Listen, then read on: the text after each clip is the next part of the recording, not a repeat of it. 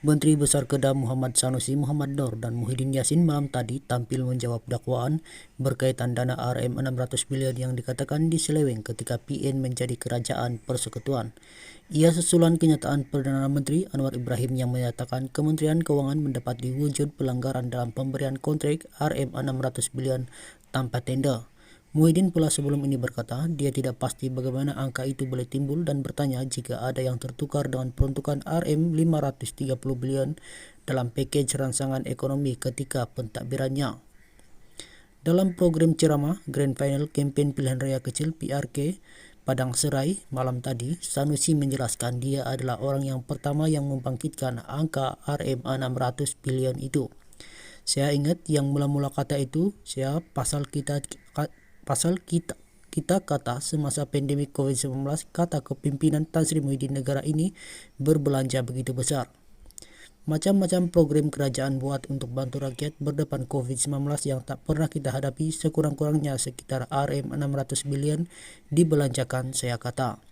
Hari ini Perdana Menteri Anwar kutip angka itu, saya kata saja bukan betul. Perbelanjaan sebenarnya Rm 530 bilion ia bukan duit fisikal tetapi berbentuk program.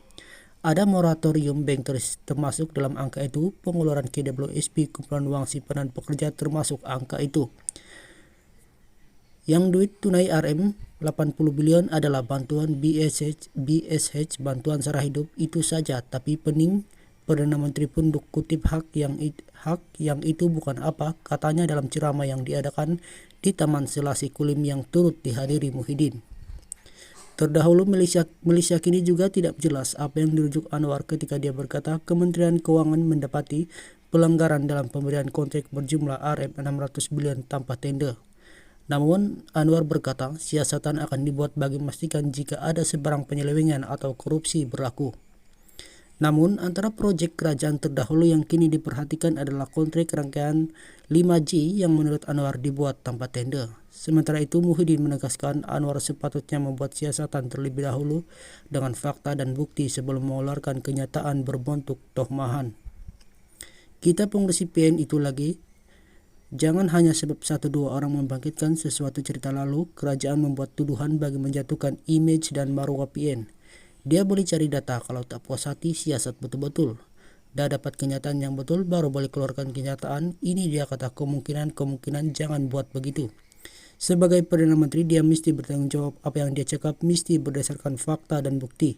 Itu penting untuk menentukan supaya tidak ada pihak yang jadi bahan tomahan katanya pada sidang media malam tadi.